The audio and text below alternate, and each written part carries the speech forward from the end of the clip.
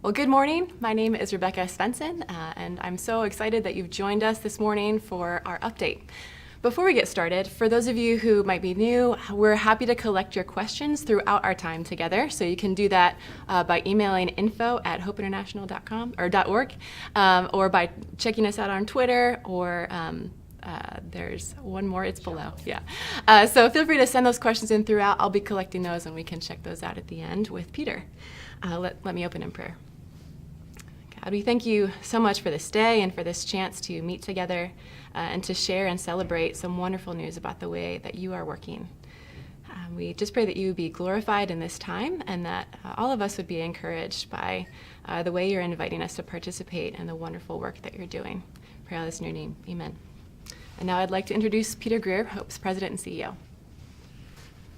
Thank you, Becky, and thanks to our marketing team that once again did an incredible job setting this up. And thank you for joining us. We know there's a lot of things that you could be doing today, and we are so grateful that you have prioritized this time to come together to hear an update on Hope International. Earlier this week, I was in Tyler, Texas, and Dallas, Texas, and I was asked a question that I've been thinking about since asked the question. And the question was this. The question was, how do you want hope to be known? And there's a lot of words that we use. You've seen them in our marketing materials. You know that we want to be people who are passionate about this work. We want to be prayer-filled. We want to be spirit-led. We want to be open-handed. We want to be thoughtful. We want to be engaged. But as I thought about the question, the word that keeps coming up again and again and again is I want Hope to be a group of people that is known by our love for each other. And this is not just because today is Valentine's Day. That is what I believe is the hallmark. And that's what we see that Jesus says in John chapter 13, verse 35. He says, "By this everyone will know that you are my disciples, for your love for one another." So that is my hope, that we would be a group of people, that we would be a unified front going out into some of the broken places of our world, and we would be known for our love for God and for our love for one another. And so again, for you, our friends that are joining us today, thank you for being with us in this mission to love God and to love others with every single thing that we have. Today, we're going to talk about one of what I believe is the most underreported stories in the world today. In fact, there was an article by Nicholas Kristof recently that I read, and he quotes several surveys that ask a simple question in America. And the question is this: do you believe that poverty is on the rise or the decline in our world today? And 9 out of 10 Americans answer that question believing that poverty is either getting worse or poverty is staying the same. But today, we want to tell you about some unprecedented good news that is happening, because those statistics, those responses of what Americans believe is happening in our world, it does not match reality. And so we're going to have some of our global friends, some of our global leaders that are going to give you a different picture on what is happening around the world. And then we're going to talk about how that influences our work and what we believe we are called to do in the years to come. So again, I am so grateful that you have joined us. Our first presenter, our first speaker that's going to share this issue about the unprecedented progress of global poverty is Joe Tang. Joe is our Hong Kong representative, and he could be doing so many other things, and I am so grateful that we get to call him a friend and a colleague in this work. Joe has been working with Hope in Hong Kong after 5 years living in sub-Saharan Africa and also in Latin America, doing frontlines poverty alleviation work. At an event last year, he was not only the speaker at the event, but he also translated his own talk into 3 different languages, which is one of the most impressive things that I think I have seen by a staff member of Hope International. He could be doing so many other things, but I am so grateful to call Joe a colleague and a friend in this work. And so he's going to give a big picture of what is happening in our world today. And so I hope you enjoy this different perspective on what is happening in the global fight against global poverty.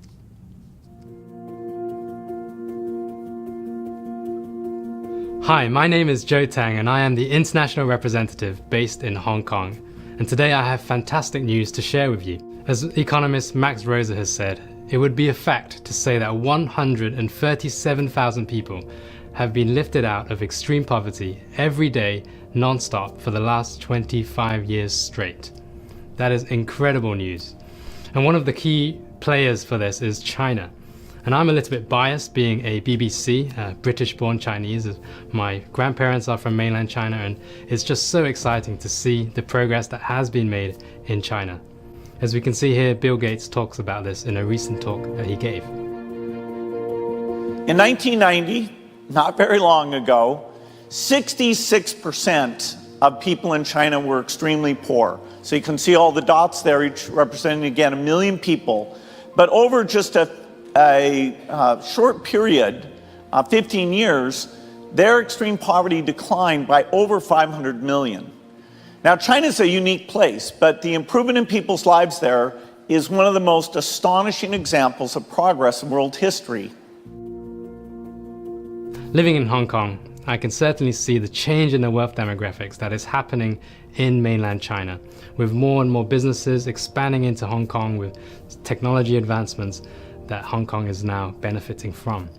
China is a nation that has had tremendous progress. In just one generation ago, when my father was born, there was 1.1 billion people living under the poverty line of $1.25 a day. Today, that figure has dropped from 1.1 billion to 39 million people who still live under the poverty line. And that is still astonishing progress, and a very similar story happening in India. First, a note on language. Many of us have been using outdated language given the change in the poverty landscape. It's time to retire the words third world and developing world from our lexicon. Hans Rosling and the World Bank instead uses 4 distinct income levels.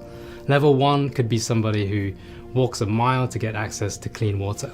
Someone living in level 4 might have 12 years of education and take an airplane at least once in their lifetime.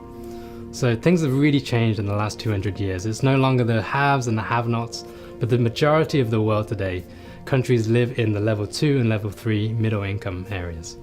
As we can see in these graphs, we live in a much richer, more equal world than ever before. Overall, global poverty has gone down from 35% in 1990 to just 9% in the last 3 decades. So what are some of the drivers behind this growth? There's a lot of debate, but it's usually a combination of increased international trade, of globalization, increase in domestic trade within lower income countries, a better rule of law, better infrastructures, healthcare systems, better transportation, and just technology advancement all over. And so all of these have a role to play in this global progress. And you might ask yourself, why haven't we heard of this news more often? Well, there's a few reasons for that as well. And first of all, these statistics that we have aren't very user-friendly unless you're in academia, because they're usually buried in databases that required paid access. And second of all, our education textbooks that we use are often using statistics that are maybe 20, 30 years old, and so we need to update that. And finally, the media. The media always favors stories and covers stories that are of drama, of bad news, of conflict, or the royal wedding. And so news, steady, slow progress in a far, far away country just isn't very newsworthy. So what does that mean for hope? Have we essentially worked ourselves out of a job? Not yet. And there's still 3 key reasons why we continue to do what we do: financial inclusion, spreading the gospel, and investing in the countries that are left behind. First of all, financial inclusion. This simply means making sure everyone has access to financial services so that they can provide for their own families. Today, there are still 1.7 billion men and women who remain unbanked without access to financial services. So we will continue to work towards financial inclusion through the 4 key services that we provide: savings, loans, training, and discipleship. And we do this through a combination of things. First of all, through our microfinance institutions. These are non-profit banks, similar to credit unions, where we provide savings and loans and trainings to individual entrepreneurs such as shop owners, tailors, and cab drivers. We also work with small, medium enterprises, where we provide slightly larger loans to growing manufacturing companies or large farms where they employ dozens of people. Over our history, across our MFI networks, we have invested over $1.25 billion into the lives of our clients. And this has proven to be a brilliant investment, as we have seen an average of 98% repayment rates. We also have saving groups where we partner with local churches to train and equip men and women how to save. And clients usually are farmers when we work with saving groups, and so these savings act as a safety net for their families. More importantly, Hope will continue to do what we do because poverty isn't just material. We know that it is the gospel that really changes lives. And as you can see in this graph, each red dot represents 50,000 non-Christians, and each blue dot represents 50,000 Christians. As you can see, there's still so much work to do in sharing the gospel. And that is why we will continue to pursue the Great Commission of spreading the gospel and the Great Commandment of loving God and loving others. And we do this through partnering with the local church. Through our Saving Groups ministry, we partner with the local church for our MFIs. And more importantly, we have discipleship within all our operations to ensure holistic development. And finally, we are not closing up shop at Hope just yet, because there still remains many countries that are not benefiting from this global economic progress. As we can see in this graph, while the rest of the continents experience positive growth, the African continent continues to lag behind. The Gates Foundations predict that by 2050, 9 out of 10 of those living in extreme poverty will be based in the continent of Africa, specifically in sub-Saharan Africa. And Africa is at a very interesting time right now, with half of their population under the age of 20, making Africa the youngest continent with an average age of 18 compared to that of 35 here in North America. And one of the things I remember most clearly when I was living in Zambia was just the number of young people that were graduating out of college with so much potential, but so few career options for them to choose from. And so these are the key areas where poverty is decreasing the slowest, but also where population is increasing the fastest. And so more and more babies will be growing up and being born into the most challenging and toughest circumstances in the world. And that is why Hope heavily invests in Africa, with 76% of the men and women that we serve based in sub-Saharan Africa. So now is the time to invest in this continent and these young people. And that is why we will continue to do what we do. The progress we have made is incredible, yet the need left is still so large. And so that is why as one organization, we cannot do it alone. And we choose to partner with like-minded organizations such as Compassion International and Salvation Army to continue to work toward bringing the Great Commandment and the Great Commission hand in hand. Thank you so much for listening. I'm going to pass the time on back to Peter. When we look behind the statistics, we can see the situation, it's simply not hopeless. And what we believe oftentimes is that the world is getting worse, it's getting worse, and yet we can actually see there are so many reasons to have hope. And even as we think about the progress that's been made, 35% of the world lived in extreme poverty in 1990, down to 9% now. We know that 9%, if you are within that 9%, that means every day when you wake up, your thoughts are, how can I survive today? And I am so grateful that we're part of an organization that says the love that we've received of God, it compels us to show up in those communities and to say, how can we make a difference? So again, thank you for your incredible partnership with us. And I love listening to Joe. I could listen to him all day, but even more, I could listen to this story that we are a part of right now, a story of good news. This is incredibly exciting. But beyond that, I'm so grateful that the team of Hope International around the world, it's not just individuals here in our headquarters of Lancaster, Pennsylvania. It's not just Joe and our development team serving in so many places, but the front lines team that we have, our colleagues, our individuals that are not just working to try and figure out how we can make a difference in those differences. For many of our staff members, they actually understand in a very personal way what it is like to be living in that level of poverty. Last year I was in Burundi and I was going for a walk with the managing director of our microfinance program, Tarame, and the leader, Gideon Marindagaba. We were walking together and we had a soccer ball. And when you have a soccer ball in rural Burundi, many other parts of the world, you put that soccer down and you have kids everywhere. And so we got to play a little soccer with him and this just incredible group of kids. As we were walking back, though, Gideon told me something that I had never heard him share before, and it was his personal story Because when we interviewed Gideon, we saw his resume, we saw that he had been 10 years in commercial banking, we saw all of his success in education, and we knew he was an incredibly successful leader that had a heart for Jesus. But on that walk was the first time that I heard his personal story of what it was like to grow up in that category 1 type poverty, the type of poverty that says, I don't know where the next meal is going to come from. I don't know how I am going to be able to get out of this level of poverty. And he told me, Peter, the reason why I am doing this work, the reason why I moved to Burundi, which is it's the 3rd poorest country in the world, was because I see myself in these kids and I want to make a difference in their life. And that's what love does. It compels us to go and run towards anyone in need.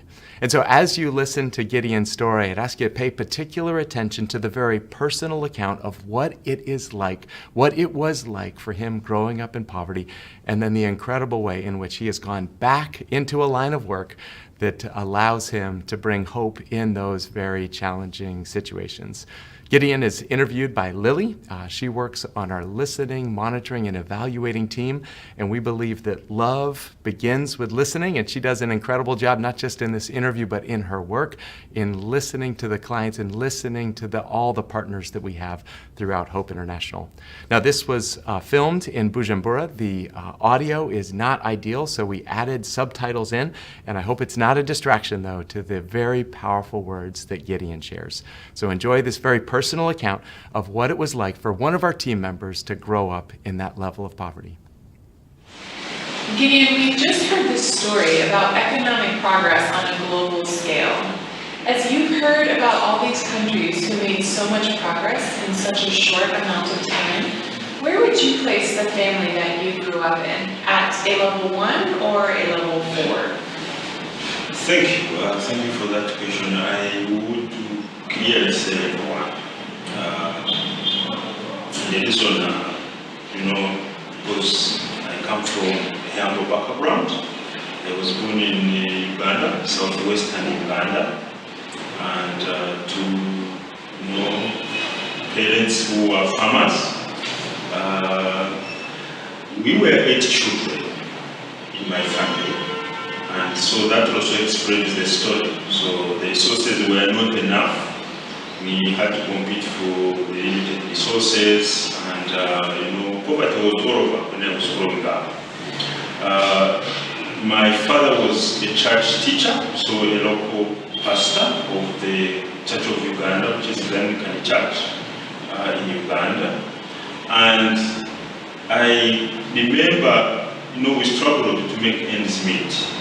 We struggled, to get feeding, and even if it came to school fees, paying school fees. And 2 examples I can cite here that I remember very well. So when I was growing up, there are nights that we did not have what to eat. In my region we have the delicacy of maize bread that we eat. And there are nights when my mom would say, go boil water, and I bring flour, so we bake the bread. And so we would, as little kids, we would go to the kitchen, and my mom was in the main house, and we would boil the water. And, as you continue to boil the water reduces, and we are calling our mom, where are you? You have to bring the flour so that we can make the bread. And my mom would say, keep on boiling, I am coming. Her plan was not to tell us that there was no flour, so there was no food, but just to, as a kid, when you are near the fire and it starts at night, you end up sleeping. And then when you sleep, my mom would come carry you and take you to bed. That's because she didn't want for the neighbors to know that we didn't have food, because if she told us there was no food, maybe we would cry. And so she didn't want us to cry at night. And so, that's one example. Another example is, when I was doing secondary school, a student at the secondary school level, I remember very well that my father was the last one to pay school fees. And we were removed from the examination rooms, I was removed from the examination rooms on various occasions because my father had not paid fully the school fees. So imagine the shame. As a young boy, you have friends who are doing the exams, you can't do the exam. You want to do the exam, you even do better in some of those papers that people are going to do. But because your parents haven't paid the school fees, you can't sit for the exam. But Gideon, sitting across from me today, it certainly looks like you have worked your way out of extreme poverty. What made the difference for you? So I would say by God's grace. There is no any other thing I would attribute this success to. The journey that I have had, I think I would be right to say from grass to grace. Because of my background where I'm coming from, it's by God's grace that I'm here. And also the determination for us to study, the determination of my parents. I remember my father used to tell us the inheritance he will give us is education and the Bible. So he will give us that he doesn't have money. So he will just give us education and the Bible. And you could imagine with that poverty, where would he get the guts to tell us that education? So I would still say that the faith that my parents had, because even when we struggled, you see my father said, you will still study. I will ensure that you can finish. We shall struggle, but you will finish. And indeed, that's what happened. I remember I entered secondary school at university level, so the level in Uganda where you do the examination to go to the university.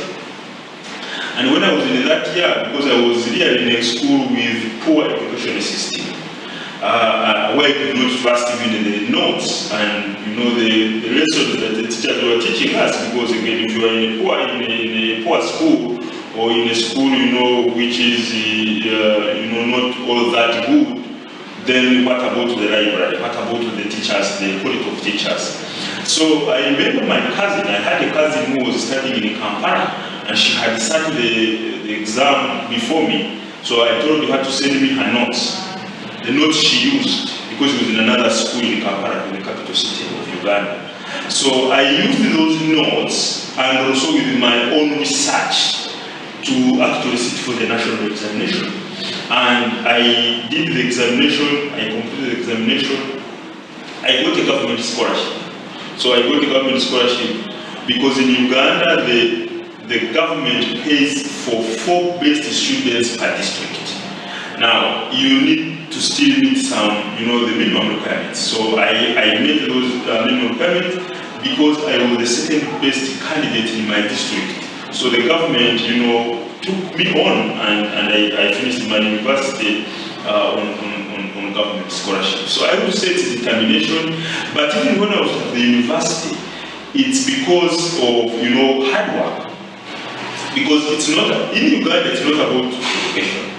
It's also about the grades. It's about the paper you hold. It's about the qualification you have come up with from the university. So I set on, a journey. When I reached the university, I said, okay, look where I'm coming from. I need also to get a job. But how do I get a job? I need to study well. And so I finished with a bachelor's degree in economics, first class, because again, with the injustice and the corruption that happens in some of our countries, you'll be having a degree, but you can't get a job. So it is still good grades, such that someone doesn't have any reason to deny you a job. And so that's how I started, and got a job with Uganda Microfinance Limited, which later became Equity Bank, and later I joined the work. So determination, God's grace, but of course the faith and the strength that my parents had to send us to school, despite all odds. I remember walking with Gideon and having the kids all around us, and there was an excitement that he had about the fact that his job was helping parents provide for their kids, so that by God's grace, those kids would not have the experience that he had of having that level of insecurity about where food was going to come from, about how school fees were going to be paid, and just imagine the stories that are yet to be told. I have experienced there is so much potential that simply has never been allowed to flourish. And so Gideon, all of us at Hope International, we are so proud to be investors in people, investors in dreams, sharing the love of Jesus and watching what happens. It's also not an exaggeration to say that I love my colleagues. I love listening to Gideon. I love working with Gideon and so many others around the world that have this passion for this mission that we have been given.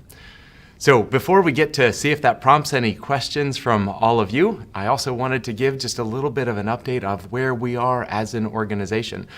As you know, we want to be people that combine the Great Commission to go and make disciples of all nations with the Great Commandment to love God and to love our neighbors. And so this is our first quarterly update, and so we wanted to give you an update on how well last year went in some different categories. And so today I just want to talk about our base of support. We have a base of support. You heard from Joe. We have a growing base of support in Hong Kong, individuals that are investing in the mission of hope. But the majority of our initial startup support is from the United States, and I wanted to share what happened last year. So we set an ambitious target last year at the beginning of the year that we wanted to, by God's grace, raise $18 million to advance this mission last year. And even as the year came to a close, we weren't exactly sure where we were going to end out, but I am so grateful that we ended up exceeding our goal for last year by 0.3%.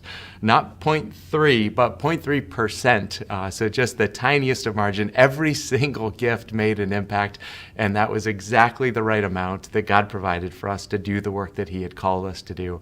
So when we look at the support of Hope over the last number of years, we are so grateful that we have a growing number of individuals that have provided an increased amount of support that allows us to implement this mission that we believe God has given us.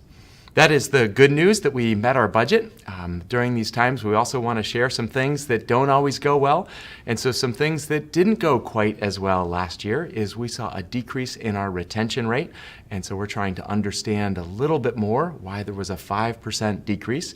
And while we did have an increase in the number of gifts that were given, the number of actual supporters that we had grew only 3% last year. So it was not quite the growth that we wanted to have at the beginning of the year. So there is a lot of work to do as we continue to do this work around the world, but also to invite friends, colleagues, anyone that will listen to join this work that we believe God has called us to. And so again, if you were one of the many individuals that supported us last year, thank you for walking with us as we invest in individuals and as we serve with this global team. It is an enormous privilege, and I can't imagine doing anything else. So thanks for continuing to walk with us. So we're going to see if any questions have come in. And again, nothing is off the table. We want to make sure that we're doing our best to answer any questions that you have. And today we have a couple gifts that we're going to give away as well for the first couple people. We're going to give a Hope hat for the first person, and we're going to give a copy of Terry Looper's new book, one of our great friends. He has a book that is releasing this week called Sacred Pace, and so second person, we'd love to give that book away to that person as well. So let's see if there have been any questions that have come in. Yeah, Peter, we have a question from Ray, who asks, poverty in China has decreased in the last 15 years. Should we not consider a similar program right here in the USA? Thanks, Ray, for that question. And Ray, I believe, gets the hat on that. So thanks, Ray. Send us your address and we'll make sure to get that to you. Yeah, great question. It is something that we have been looking at. And I can just say from a very personal standpoint that I care about our global neighbors. And I care deeply about the neighbors that we have in our own backyard here in the U.S. and even in our own communities as well.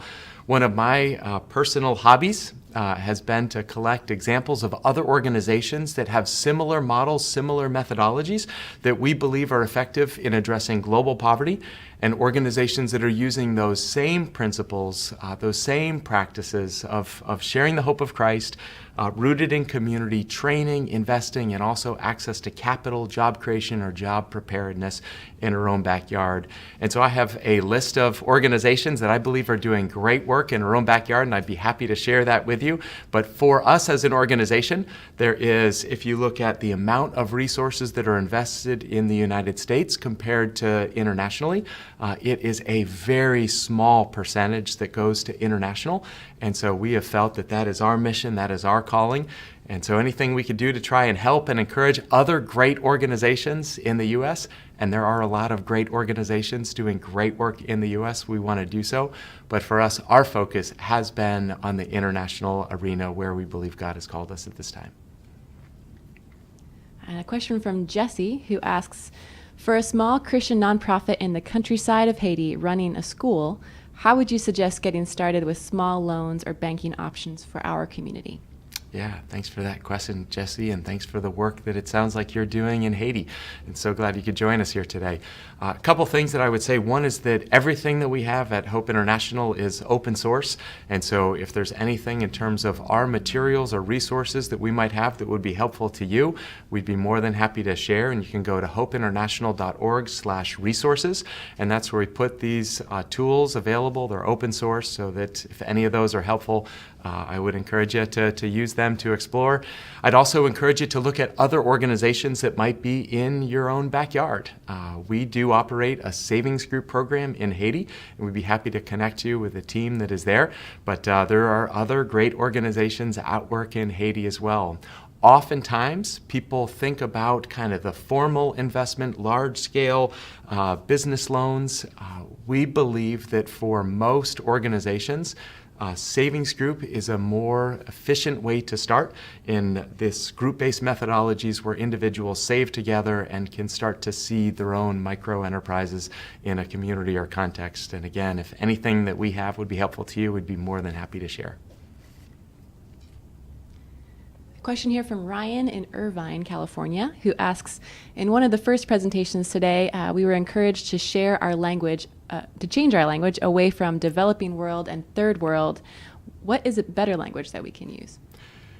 Ryan, I share your question on that, and we do want to keep learning, we do want to keep growing, and I'm not exactly sure what the new language is going to be. I can tell you at Hope International some of the principles that we use is we want to make sure that the individuals that we're talking about, that language resonates with them. So we want to make sure the language that we use, it fits the language that is used in the communities and contexts. We do talk about financial poverty. We're always do our best to make sure we distinguish between just financial poverty and other realms of brokenness and poverty as well.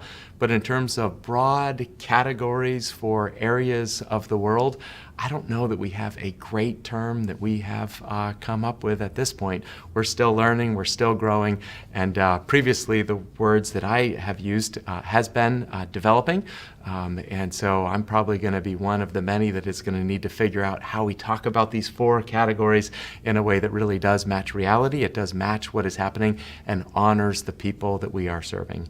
Third world is language that was carried over from the Cold War, and that does not apply. So that one will not need to get rid of. We've already shed that language, but we're continuing to learn and grow and again make sure our language affirms the work that we do, the dignity that every single person has, and that honors the people that we are so privileged to serve. Another question from the chat roll. Can you talk more about your collaboration with Compassion International? Yeah, so the partnership with Compassion International has been one of the most exciting things that I have seen in my time at Hope International. Compassion is a very large organization. They've been doing excellent church-centered and holistic development focused on children. And one of the things that they were learning, that they were exploring, was how they can also help provide for the parents. We know within the conversation around vulnerable children and that you can't have that conversation without also having the conversation about the parents and how can we help the parents as part of the way that we help the children. And so in that conversation, they had done some research, and through some friendships, they started doing a couple tours where they would go and see the Hope model. And I have learned so much about how to develop a partnership based on what Compassion did in exploring this possibility of a partnership together. But there were several years of visits and conversations and going and seeing. And so at this point, we have initially launched a partnership with Compassion in Thailand, where our model is to take our 22 years of organizational history, the lessons that we've learned in the savings group methodology, and to train their staff so that they can implement the savings group model and mission as well as part of their model. So it's highly leveraged, it's very efficient, where we're not going to be opening a Hope International office in Thailand, but rather we're going to be partnering and pouring into their team. And so that model has been launched. Indonesia was next, and by God's grace, there's going to be 2 or 3 new countries this year that we're exploring together. But I love that this is the rooting for rivals mentality. It's we don't see each other as rivals. We see each other as friends, and we imagine what might happen if we did this work together, where we each have our areas of strength, areas of giftedness, areas of unique mission, and then how can we collaborate, how can we partner to have an outsized impact that would be impossible for any one organization to have on its own. So we believe that not just in the partnership with Compassion, but in everything that we do with Hope International, and really all of this conversation about global poverty. There is no question Hope International is going to be a very small part of what is a very big story. And I celebrate that because it reminds us how much we need others, and imagine what would happen if the global church were truly engaged in loving God and loving our neighbors with every single thing that we have. 2 similar questions here. Lisa asks if there are any plans for Hope to enter a new country in the near future. And Meredith also asked, based on the data we saw today, is Hope planning to increase its focus and investment in Africa, specifically sub-Saharan Africa? Yeah, thanks for both of those questions. Yeah, for Lisa, the answer is yes. But at this point, we have a number of great opportunities that are right in front of us for this type of collaboration and partnership with Compassion. You heard about Salvation Army, and there are several other organizations as well that we're exploring. How can we partner together? And so that is an area of focus right now for us. We also, last year, expanded our microfinance institution network through a new partnership in Paraguay with Diaconia. And so that was a new country last year. But at this point, we're looking at those partnerships opportunities and not proactively at this point looking for a new Hope-led, Hope-owned and operated country of expansion right now. The second question, Meredith, about the increased expansion into sub-Saharan Africa. If you look at where we are investing and growing the programs and the partnerships, there is no question that is an area of focus for us. We do not anticipate that being our only focus. I am so grateful for the ongoing work in Ukraine and the impact of long-term relationships with the entrepreneurs that we serve, and we anticipate still going deep, still continuing to invest in those entrepreneurs in creative ways that really do hopefully make an impact and allow us to share the love of Jesus in everything that we do. So there still are areas where we're not shifting to a Africa-only approach, and yet that is an area of a lot of emphasis, a lot of focus for us right now, because that is where the persistent poverty continues to be. So thanks for that question, Lisa and Meredith. Peter, maybe a personal question for you. In all of your travels throughout your career, what is maybe one of the most interesting or surprising ways you've seen this progress in a specific way? There are so many examples of that, and I'm looking forward in a couple months to be back in Zambia and Zimbabwe And that is one of the great parts of my job, is I have relationships, and with the Hope friends, the colleagues, you get to go and you get to be in communities. But personally, two stories come to mind. The first is when I started this work, I was in Cambodia, and I was doing internal controls and fraud prevention. And part of that job would be to get on a moped or motorbike and go into these communities. And what I remember so distinctly is that the communities where the program was just starting, you could see poverty in the clothes that individuals would wear, and you could smell poverty. Poverty has a smell, and it was striking to me. And then similarly, I would go to communities that had this program for a period of time, and you would see enterprise, and you would see progress, and you would see community service in a really, really powerful way. And that has always stayed with me, that very personal, firsthand experience to say there's something here that is pretty special. But then also, I went from Cambodia to Rwanda and moved to Rwanda 5 years after the genocide in 1999, and spent three years working with Orwego. And I was not there for several years, went back to graduate school, and then joined Hope International, and then became a partner with Orwego Bank, our now microfinance institution in Rwanda that I had worked for previously. And this allows me to continue to go back and to see what is happening in Rwanda. And this has been well written about. There have been so many individuals that have identified, while Rwanda is still a country that has pockets of persistent poverty, there has been a healthy growth rate. It is the cleanest country in Africa. It is safe, and you can see progress. And on my last trip, I got to meet one of the entrepreneurs that had been partnering back in 1999. And then to see her today and to hear the stories of her kids that are graduates of college, to see the story of her expanded operations and the individuals that she is employing. You don't get that if you just have a 6-month window, but when you look at what is happening over time, you get to see hope unleashed, you get to see progress, and you get to see the ripples of generosity on a community and on a country. And so I love what is happening there. There are other places we're still waiting for that type of progress to happen at a national level, and yet we get the privilege of seeing it at an individual level time and time again. And again, not every story is like that. This is hard work, but I believe that this is making an impact. And again, we are so grateful to be with this together with all of you. Peter, our final question today is from Ed. Ed said, in the opening graphic, you talked about how many countries Hope is working in. Does that include countries where compassion is being trained by Hope? Yeah, thanks for that question. Currently, we do not count those countries where we partner.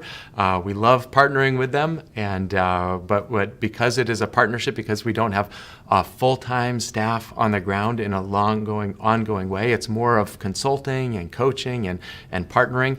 We do not count those countries on the graphic, so there are 16 countries where Hope is operating, and then there's a separate set of additional countries that are not on the map in terms of what we count.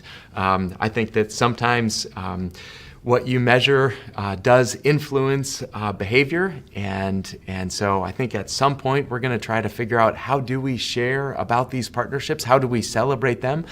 But at the same time, we are not taking credit for all of the work that is happening through these partnerships. And so it's an ongoing conversation about how we talk about these partnerships. But I again, as I stated, so deeply encouraged by the spirit of partnership, by the spirit of cooperation, and truly how I believe at this moment in time, we really are seeing what Jesus prayed for in John chapter 17, that there would be a spirit of unity among his followers. And we are seeing pockets of it, and we want to see so much more as this good work through Hope and through so many other organizations continues to happen in our world.